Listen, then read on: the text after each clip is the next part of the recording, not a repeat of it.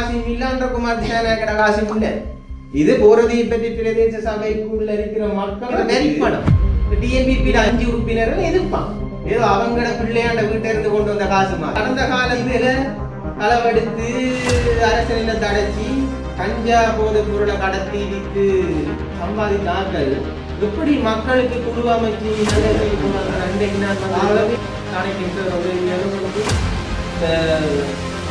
இது பெரிய உதவி இல்லாத சிறு உதவி என்றால் நாங்க தான் பெறணும். இந்த உதவி திட்டம் மூலம் மக்களை பார்க்கறதுக்கு நாங்க தான் பெறணும். வேறொருத்தர் வாங்க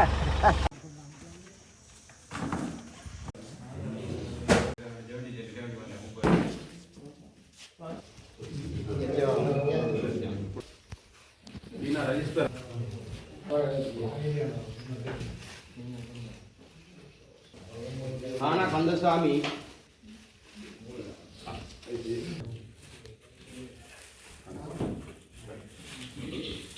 உங்களுக்கு தெரியும், ஐயா சொன்னது மாதிரி இந்த பிரஜாசக்தி என்று சொல்லி ஒரு புது ஒரு குழுக்களை சேர்த்து தாங்கதான் ஏதோ கிராமத்தை அபிவிருத்தி செய்ய போறோம் என்று சொல்லி ஒரு விடயம் பரவலாக இந்த தேசிய மக்கள் சக்தி அரசாங்கத்தால பரவலாக நடைபெற்று கொண்டிருக்கு. எங்கட ஊருக்கு நல்லது செய்கிறத நாங்க தடுக்க மாட்டோம். ஆனா உங்களுக்கு தெரியும், இந்த ஊர்ல இப்ப நம்மளோட கிராமப்புறங்கள்ல இந்த இந்த குழுக்களுக்கு தலைமை தாங்குற இந்த குழுக்கள்ல இருந்து இந்த வேலை திட்டங்களை செய்யறதுக்கு ஒரு தகுதிதாரம் ஒன்று இருக்கணும். இந்த குழுவில் இடம்பெற ஆக்களுக்கு தலைவராக இருக்கலாம், செயலாளர் அடிக்கலாம், பொருளாளர் அடிக்கலாம். இப்ப எங்கட போரதீபெற்ற பிரதேச செயலகத்துக்கு உட்பட்ட கிராமங்களுக்குள்ள இந்த குழுக்கள் சேர்க்கிற பிரச்சனை நடக்குது.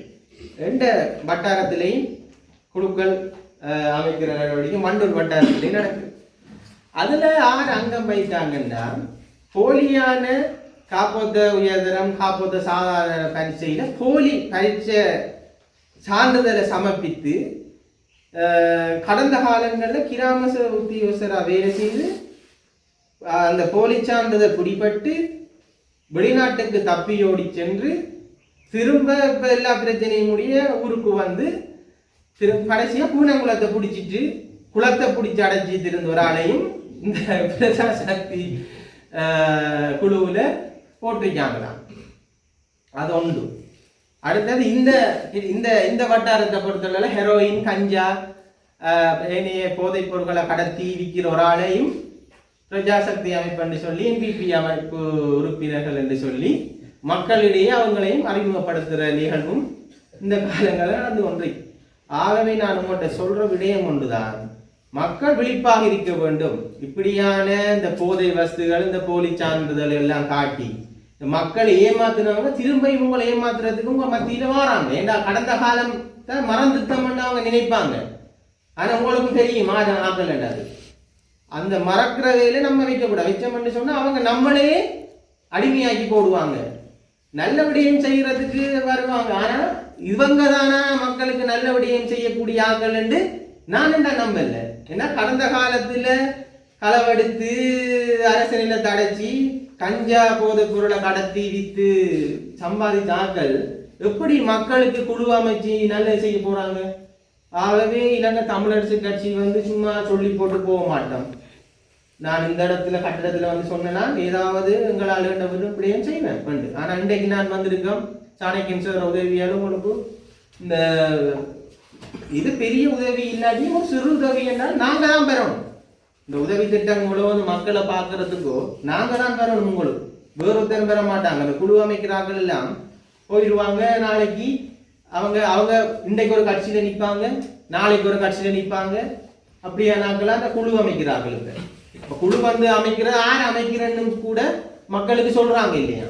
ஐயாவுக்கும் தெரியா ஆயிருந்து. அப்ப ஐயாவை கூப்பிட்டு அந்த குழுவில் ஒரு ஆளை போட்டிருக்கா. தேசிய மக்கள் சக்தி என்பிபி தெரியும் தானே. ஜேவிபி அடுத்த முகம் தான் என்பிபி. ஜேபி என்ன செய்த கடந்த காலங்கள்ல உங்களுக்கு தெரியும் தானே. நான் சொல்ல தேவையில்லை உங்களுக்கு. ஜேபி எத்தனை கொலை செய்த நம்மட உறவுகள் எத்தனை பேர் காய போட்டு எரிச்சவங்க சுட்டு எத்தனை வெட்டு நண்டுலாம் உங்களுக்கு தெரியும். அந்த ஜேபிபியில மறுவடிவம் தான் என்பிபி என்று வந்துங்க. எங்களை கிராம மக்களுக்குள்ள ஒரு தாங்க ஏதோ புனிதர்கள் என்று சொல்லி இங்க வாராங்க. அந்த அந்த புனிதர்கள் என்று சொல்லி வாராக்கள் யாருன்னு உங்களுக்கு தெரியும். அவர்கள் இந்த கிராமத்துக்குள்ள நம்ம அனுமதிக்க கூடாது. நம்மளோட தமிழாக்கள் என்றாலும் சரிதான், கடந்த காலம் கடந்த நிகழ்வுகளை நமக்கு தெரியும். இப்ப புனிதர்களா வந்து குழு அமைச்சு எங்கட மக்களுக்கு வேலை செய்ய போறோம்னு இப்ப வேலை செய்யறது இல்லை. இலங்கை தமிழரசு கட்சி இவங்க இப்ப வர முதலே ஐயா சொன்ன மாதிரி 56ஆம் ஆண்டிலிருந்து எங்கட தமிழாக்களுக்கு என்ன செய்யணும்னு நாங்க செய்து கொண்டுதான் பாருங்க. ஆயுதம் தூக்கி போராடினோம், சமஷ்டி அடிப்படையிலான தீர்வு வைக்கிறதுக்கு போராடுறோம். அந்த பல வகையில நாங்க எங்களுடைய தமிழ் மக்களுடைய உரிமைகளை வென்றெடுக்கிறதுக்கு நாங்க போராடுறோம். ஆனா இவங்க வந்து போதை பொருள் வித்து ஜிஎஸ்ஐ முடிபட்டு வந்தாக்கள் எல்லாம் இங்க எங்களுக்கு வந்து தலைமைத்துவம் எடுக்கிறதுக்கு நாம் அனுமதிக்க கூடாதுன்றது 2026ஆம் ஆண்டுக்குரிய வரவு செலவு திட்ட அறிக்கைகள் எல்லாம் நடக்கிறது தானே பாராளுமன்றத்தில். அதே மாதிரி எங்களோட பிரதேச சபையிலையும் வரவு செலவு திட்ட அறிக்கைகளை நாங்க சமர்ப்பிக்கிறோம். நாங்க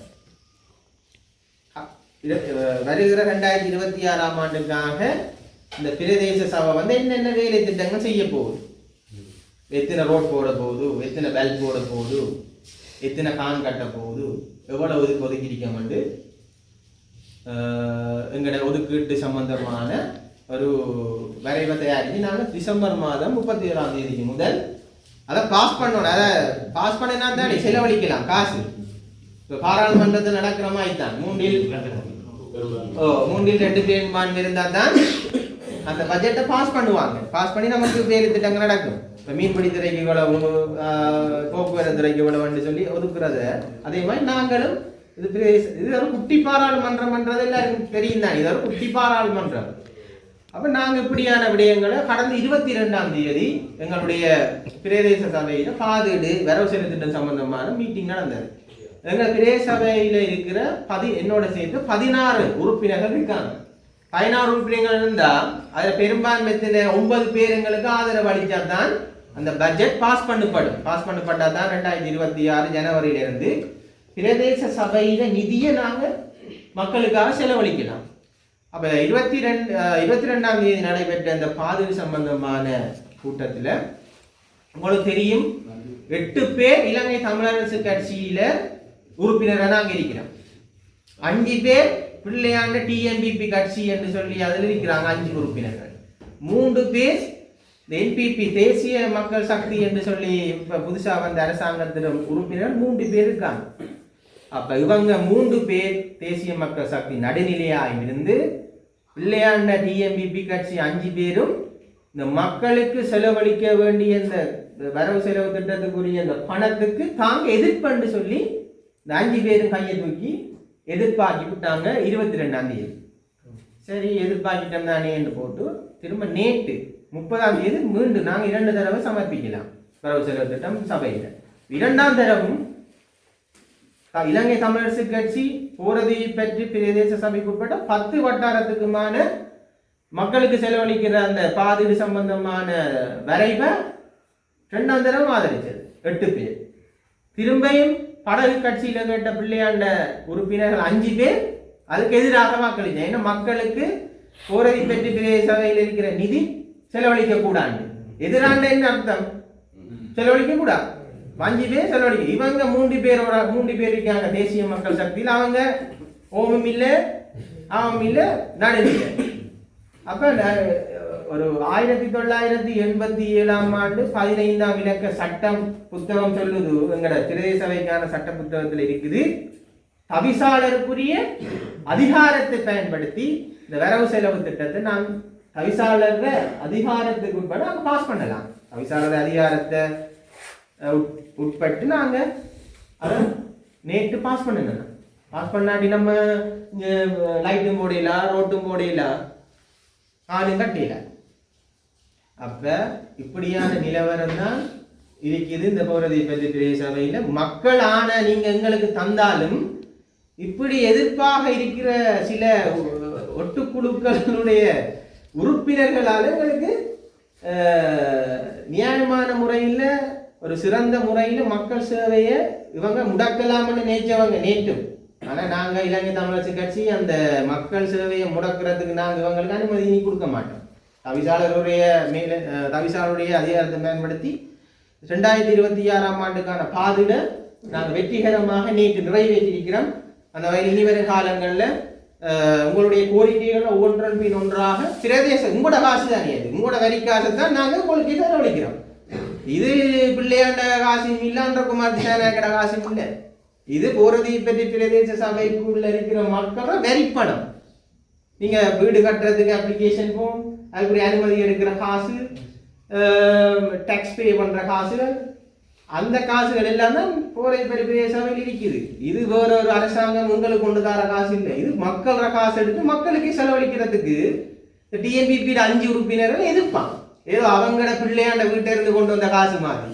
இது எங்கட பிரதேசத்தில் உற்சாவிக்கு உட்பட்ட மக்களோட காசு நாங்கள் செலவழிக்கணும். நியாயமான முறையில் செலவழிக்கிறதுக்கு தான் நாங்கள் அதை எண்ணிட்டு நாங்கள் அவங்க எதிர்ப்பு. உங்களோட தம்பலவத்த வட்டாரத்திலேயும் ஒரு பிள்ளையாண்ட கட்சியில கேட்ட ஒரு மெம்பர் அவரால் இருக்க அவரும் எதிர்ப்பு தெரிவிச்சார் நேற்று வேற திட்டத்தில். ரெண்டாவது நீங்க விளங்கிக் கொள்ளணும்.